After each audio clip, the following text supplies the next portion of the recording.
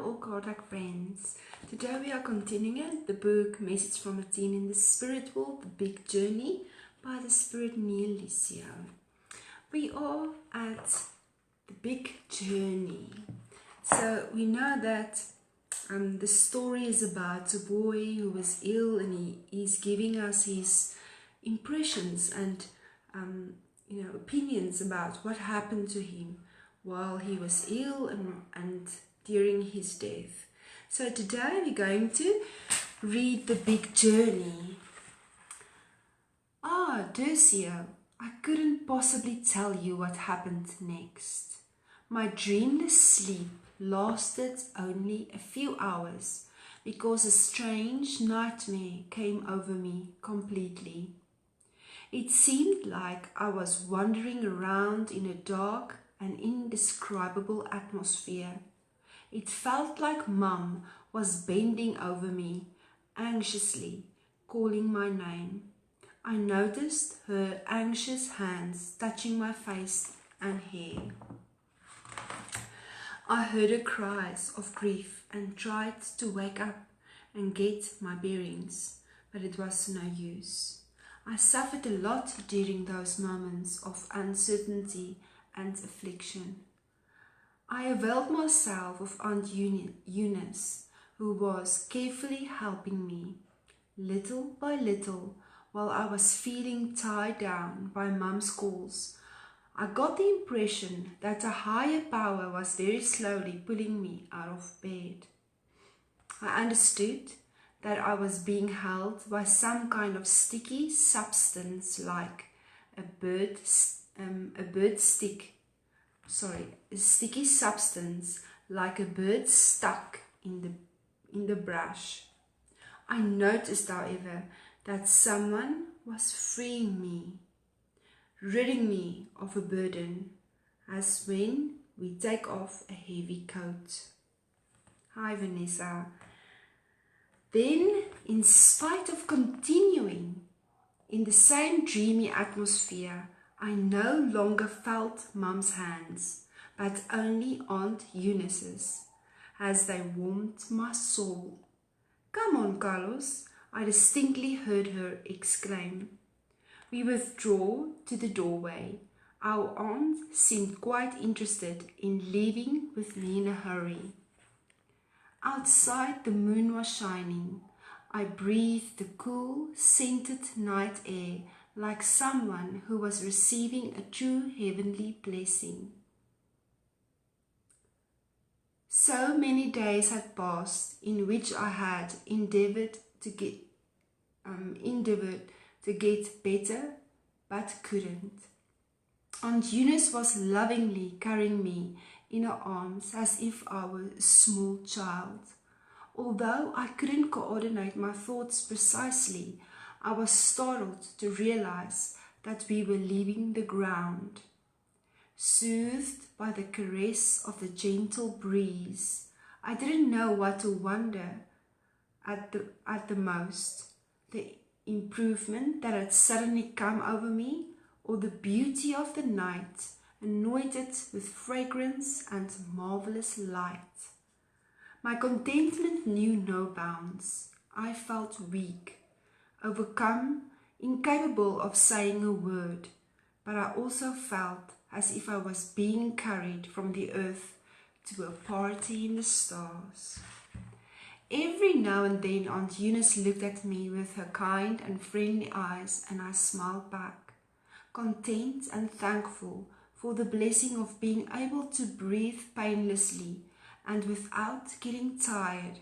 I marveled at the moonlight-filled airways.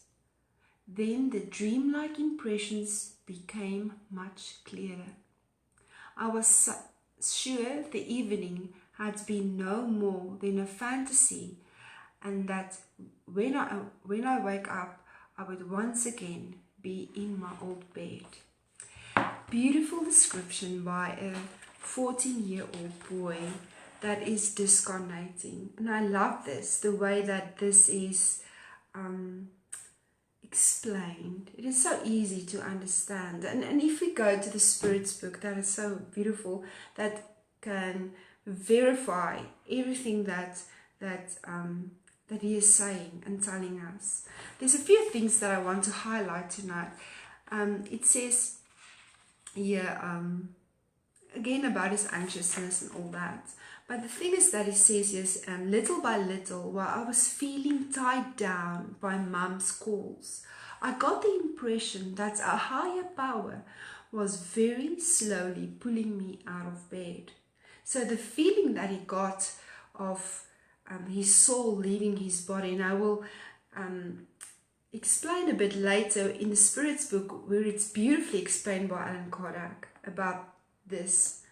And he says here, I understood that I was being held by some kind of sticky substance, and it's explaining our perispirit that is, leaving the body. That is so beautiful, like a bird stuck in the branch. And then I love this. I noticed, however, that someone was freeing me, ridding me of a burden, as when we take off a heavy coat. This is beautifully said. And then we are going to the Spirit's book that can explain that a bit better. It is in question 154. It says here, in the separation of the soul from the body, is the separation of the soul from the body a painful process? It says no. Frequently, the body suffers more during life. And Carlos actually explained it, where when he disconnected, he could breathe. And it felt wonderful that his throat wasn't sore anymore. So he was so relieved from the illness that he was in for so long. So it says here, at the moment of death, the soul itself feels nothing at death. The suffering that is sometimes experienced at the moment of death is pleasure for the spirit, for it sees that the end of its exile is at hand. It's a freeing experience.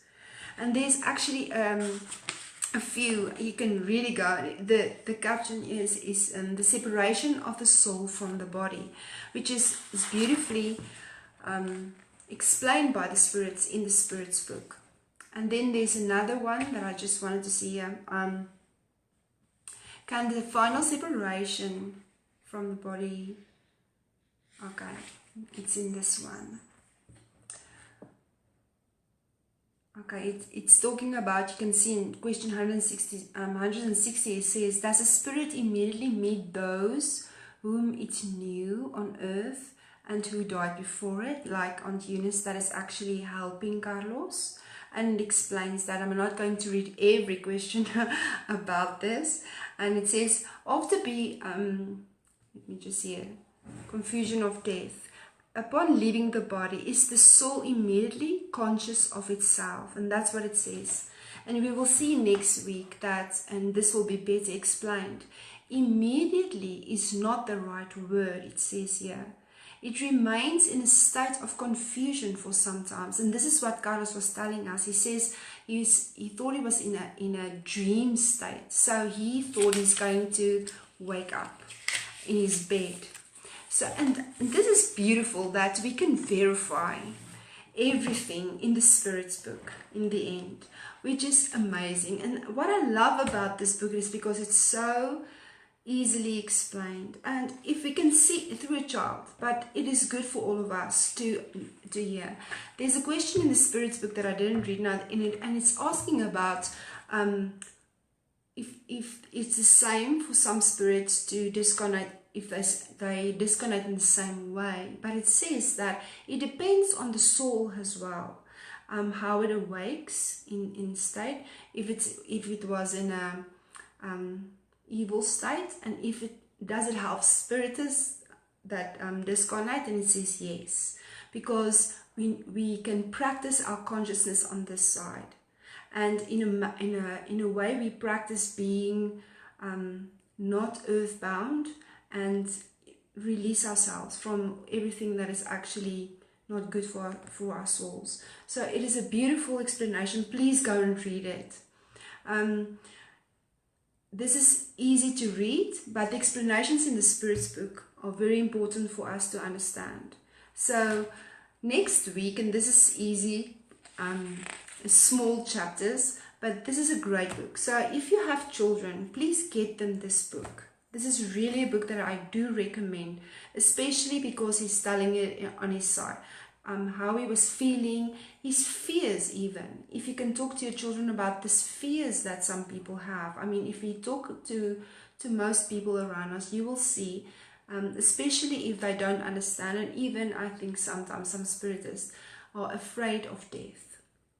If we talk about illnesses, and I think every one of us has been through some illness, or someone that was in some kind of state of illness.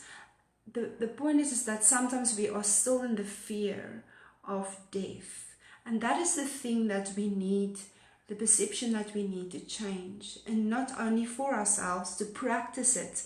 And it is good to remind ourselves every day about death, to see it as a homecoming, and the spirits explain it in that way, actually returning back. And the this heavy envelope, as it says, that we leave, so that we can be free from all this. We are imprisoned in the end in this body. So, and it's beautifully explained, and it gives us relief, and it helps us to understand things better, and to work on ourselves better. Not only on ourselves, but to help to educate each other. And this is what is so beautiful. I thought about it a few days ago.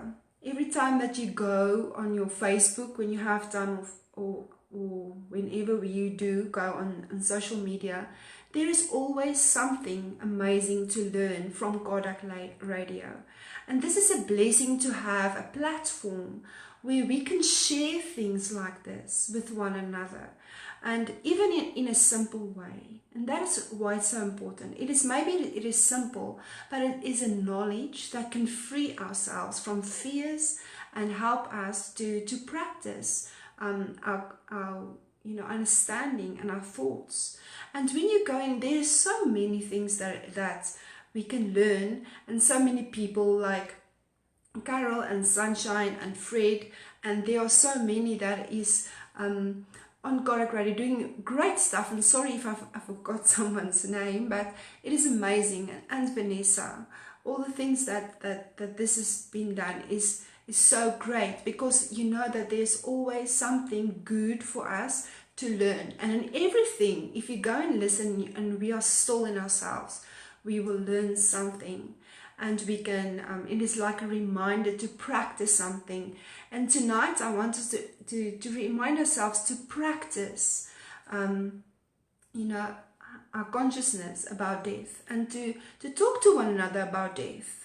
That is, it's a good thing to do that, because this is what we are spiritists, because it's about the spirit, about our transition from this world to another world in the end.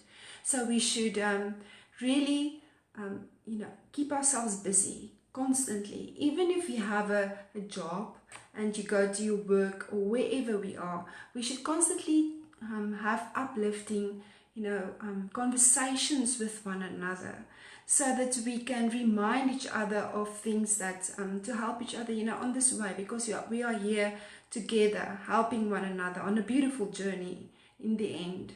So thank you so much, everybody. I see Gabriel, thank you so much. And then Saul, Sasha, thank you, Saul. And Vanessa, thank you so much, Vanessa, for this opportunity that you give every one of us. Through you, we have met so many amazing souls. It is like we are blessed beyond our imagination. So we are so thankful. We'll see each other next week. Thank you so much. And then we will go on with the good sleep. Actually, no, this is the one that we did. Let me see before waking up. That is the one. Thank you so very much. Bye-bye.